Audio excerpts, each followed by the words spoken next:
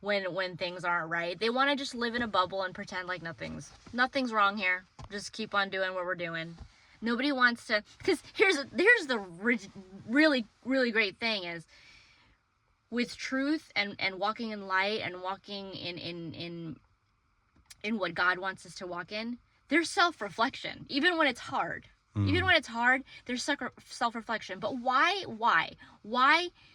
can we swallow that pill better? Because there's love with that. There's forgiveness, there's hope with that. It's not just self-reflect and oh, you did a bad thing or you're doing the wrong thing. It's like, okay. It's like a firm and gentle father saying, okay, you're doing the wrong thing. What do we do now? How do we, I'm going to help you, but you got to first admit, okay, something went wrong and you need to better yourself and therefore get on a better path. It would be nice if in popular culture, people supported honest self-reflection more, and they looked at honest self-reflection and people admitting when they did bad as a strength, because it does take strength. It takes a lot of guts, a lot of strength to be able to be like, I did a bad thing and or a stupid thing or whatever, and I need to be better. I should not have done that. And it's like an epidemic of horrible behavior nowadays, in the sense that people just really, more and more as time goes on, I think that they do not want to honestly self-reflect. And if they do, they don't profess it. They don't admit it publicly. They don't openly, they're not vulnerable that way. And maybe that's because they might feel like society's going to beat them up for whatever, when society should be saying, hey, Johnny, great job keeping it real with yourself and admitting that, and be better, and offer them words of encouragement and support them. And it's like people, they develop these coping mechanisms, and horrible coping mechanisms, flawed coping mechanisms, to make themselves feel better about their horrible choices. And it's like, it's so crazy. I think I noticed that over time, it's more and more common for people not to just admit when they do bad. Well, I mean, it's one of my favorite things that we tell our boys. Make a good choice, admit when you're wrong, admit if you did something wrong, and let's fix it together. We applaud them when they, even if they made a mistake, when they admit it, so that they know that it's okay to make mistakes. Let's just try to fix it together. You can come to me. There's a safety and security coming to your father, your mother. I did something wrong. I might need your help to fix it. But it starts there. When people don't have that sense of security, when they tend to hide and lie more and do more bad things just to try to fix the other bad thing they did, and then it becomes this horrible cycle. So I mean, it's kind of a simple concept, but it's a really basic parenting tool. It's like when your children are doing something wrong and you want to help them get better, you don't just chastise them. You support them into doing that better thing. Sure. You help them and you praise them for making good choices.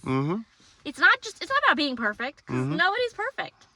But when you can help someone make good choices one after the other, put one foot in front of the other, and just keep on helping them and supporting them, all of a sudden now they're growing into this better and better and better person. Self-improvement. That's how it works. It's little by little. It's however many steps after the other. And I think that getting used to admitting you're wrong, getting used to saying, I'm sorry, getting used to admitting you made a bad choice, stupid choice, whatever, it really is a practice thing. Because then it can become a habit where you're just like effortlessly like, my bad, I'm sorry, whatever. And I'm old school, so I don't think my bad is enough. I think an old-fashioned I'm sorry. And without getting too much into it, I've heard a time or times that like it's modern, like new age culture to be like, don't say you're sorry. Just say like if you're late, for example, instead of saying, I'm sorry, I'm late. Like owning it, apologizing, which shows valuing other people's time, respecting other people, actually caring about other people. Do this like verbal gymnastics, spin on words, and be like, just thank everyone for being patient and waiting for you. What a way to sidestep the I'm sorry. I do not like that. I think that's a horrible thing. And I think there might even be like self-help gurus, motivational speakers and stuff to encourage that type of garbage. And it's just one way of the many that show that modern society is degenerative, sinful, decadent, disgusting when people are encouraged not to just say, I'm sorry. When it takes a strong man, a strong woman to say, I'm sorry. And again, that's respectful to people. Wow, how crazy has the world become that we're actually encourage people not to say I'm sorry. And then spin it in some way that it's like good because you want to like, you don't want to put yourself in a tactical position to be seen as weak and flawed and making a mistake and whatever. And it's like, wow, instead of being authentic, instead of being transparent, instead of being open, instead of being vulnerable, and you could still conquer and do and accomplish and be amazing. And actually, if you're working in a leader capacity, actually create real respect from people who are like, wow, I took a lot for Johnny to say, I'm sorry, and do that. I respect that man. I respect what he did. I want to maybe even be like Johnny in that regard. Show a good example. Instead of being like, Johnny's slimy, he doesn't accept things, he doesn't admit things, and he just kind of like, he feels like a car salesman, a used car salesman or something. Like he's just so focused on his ego and himself, and perhaps in some cases his narcissism. And I think narcissists, however much of the time, struggle with admitting that they're saying sorry, admitting that they were wrong.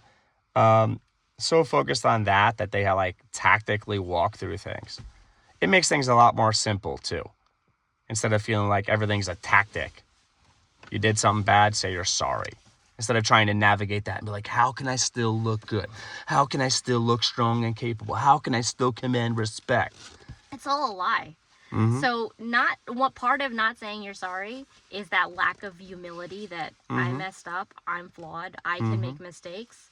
But then along with that, it's like you think you're creating more confident people, but it takes a really confident person to say, I'm wrong, I'm not perfect, but I can do better. I'm still a good person. I can still do better. I know that I can do better. But just think about how evil that is, because what's one of the things that we go to our Father in heaven with? I'm sorry, Lord, I messed up. Because when you start admitting that, that's the first step towards change, towards transformation, towards, I got to think about a better way to do that, and then ask God for forgiveness, and then ask God for the strength to change. And that goes for this world too. When you say I'm sorry to somebody, means you messed up and you're willing to change that thing that you might be doing repeatedly. Maybe it's not just a one-time I'm sorry thing. Maybe it's something you keep on doing. But without that I'm sorry, that humility of, I'm messing up, I should change that to better. Then where are we? We're just gonna stay in the same spot of like doing bad stuff and just kind of push it under the rug, and not confront what we should change in our lives. So that I'm sorry, that's a big pivotal moment when you realize, okay, I am sorry. It is showing respect. It's showing respect, and it is admitting that there's a moment to change what you're doing. Sure. And I think also some people will say I apologize instead of saying I'm sorry.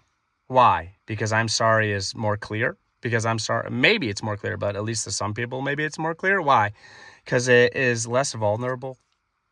What about an old school I am sorry? Even if I apologize, as far as the denotation might mean the same thing, I think people nowadays use I apologies or my apologies as like to have a different connotation than I'm sorry. And that's just another way, just like similar to the sidestepping, I'm sorry for being late, and just saying, thanks for waiting for me. That shifts the focus on people waited for you, and have them focus on like that, something complimenting them, like, that's right, I was patient and I did wait. What you're doing is shifting the focus. Keep it real. You're shifting the focus away from you did something bad. How terrible is it that so many people struggle with, I am sorry, I did something bad. Get the strength, man up, woman up, admit your faults, say you're sorry. Life will be a lot better. Yes, we need some humility in this world. That's right. Absolutely.